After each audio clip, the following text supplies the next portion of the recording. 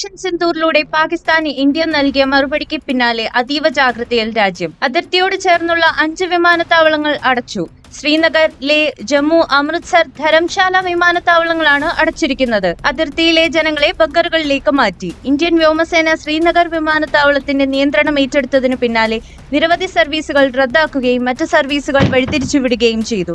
കൂടാതെ air India, IndiGo, spice jet കമ്പനികൾ എന്നിവ സർവീസ് തടസ്സപ്പെടുമെന്ന് അറിയിച്ചു. പാകിസ്ഥാനിലേക്കുള്ള വിമാന സർവീസുകൾ താൽക്കാലികമായി ഖത്തർ എയർവേസ് നിർത്തിവച്ചു. അതേസമയം ഓപ്പറേഷൻ സിന്ദൂറിലൂടെ ഇന്ത്യയുടെ കര, നാവിക, വ്യോമസേനകൾ ഒന്നിച്ചുള്ള സംയുക്ത നീക്കത്തിലൂടെ പാകിസ്ഥാനിലെ 9 ഭീകര കേന്ദ്രങ്ങൾ തകർത്തു. ബഹാവൽപൂർ, മുരിദ്കെ, ഗുൽപൂർ, ഭിംബർ, ചക് അമ്രു, ബാഗ്, കോട്ട്ലി, സിയാൽകോട്ട്, മുസാഫിറാബാദ് തുടങ്ങിയ കേന്ദ്രങ്ങളാണ് ഇന്ത്യ ആക്രമിച്ചത്. ബുധനാഴ്ച പുലർച്ചെ 1:44ഓടെയാണ് ക്രൂസ് മിസൈലുകൾ ഉപയോഗിച്ച് ഇന്ത്യ പാകിസ്ഥാനിലെയും പാക് അധിനിവേശ കാശ്മീരിലെയും ഭീകര താവളങ്ങൾ ആക്രമിച്ചതെന്ന് റിപ്പോർട്ടുകൾ സൂചിപ്പിക്കുന്നു. ആക്രമണത്തിൽ 17 ഭീകരർ കൊല്ലപ്പെട്ടതായും 53 പേർക്ക് പരിക്കേറ്റതായും റിപ്പോർട്ടുകൾ സൂചിപ്പിക്കുന്നു. പാകിസ്ഥാന്റെ സൈനിക കേന്ദ്രങ്ങൾക്ക് നേരെ ആക്രമണം നടത്തിയിട്ടില്ലെന്നും ഭീകര കേന്ദ്രങ്ങളെ മാത്രമാണ് ലക്ഷ്യമിട്ടതെന്നും ഇന്ത്യ എക്സിലൂടെ അറിയിച്ചു. പഹൽഗാം ഭീകരാക്രമണത്തിന് ഇന്ത്യ നൽകിയ ഈ തിരിച്ചടി പ്രധാനമായും ലക്ഷ്യം വെച്ചത് 9 ഭീകര താവളങ്ങളെയാണ്. ഓപ്പറേഷൻ സിന്ദൂർ എന്ന പേര് നൽകിയിരിക്കുന്ന ഇന്ത്യയുടെ കരനാവിക വ്യോമസേനകൾ ഒന്നിച്ചുള്ള സംയുക്ത നീക്കത്തിൽ 17 ഭീകരർ കൊല്ലപ്പെട്ടതായാണ് റിപ്പോർട്ട്. കൃത്യമായ നീക്കമായിരുന്നു സേനയുടേത്. തിരിച്ചടിക്കാനായി തിരഞ്ഞെടുത്തത് ഭീകര കേന്ദ്രങ്ങൾ തിങ്ങി നിൽക്കുന്ന 9 പ്രദേശങ്ങൾ. പാകിസ്ഥാനിലെ 4 പ്രദേശവും പാക് അധീന കാശ്മീരിലെ 5 പ്രദേശങ്ങളിലുമായാണ് ആക്രമണങ്ങൾ നടത്തിയത്.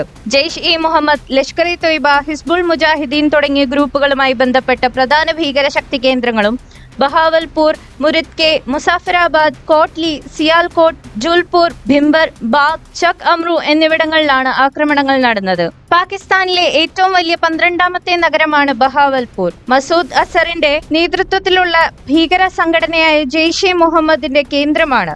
ലാഹോറിൽ നിന്നും 400 കിലോമീറ്റർ മാറിയാണ് ഈ പ്രദേശം സ്ഥിതി ചെയ്യുന്നത്. ജാമിയ മസ്ജിദ് സുബ്ഹാൻ അല്ലാഹ് ക്യാമ്പസ് ആണ് ജെയ്ഷെ ഗ്രൂപ്പിന്റെ പ്രവർത്തന കേന്ദ്രം.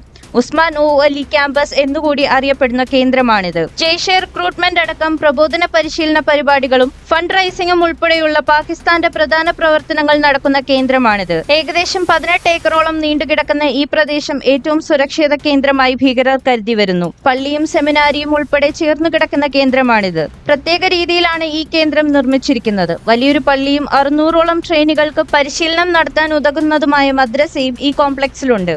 ജെയ്ഷെ മുഹമ്മദ് സ്ഥാപകനായ മൗലാന മസൂദ് അസർ ജനിച്ചതും വളർന്നതും ഈ സുരക്ഷാ കവചങ്ങൾക്കുള്ളിലാണ്. പാകിസ്ഥാൻ 31 കോർപ്സ് ആർമി കന്റോൺമെന്റിൽ നിന്നും മൈലുകൾ മാത്രം അകലത്തിലാണ് ഈ ഭീകര കേന്ദ്രം പ്രവർത്തിക്കുന്നത്.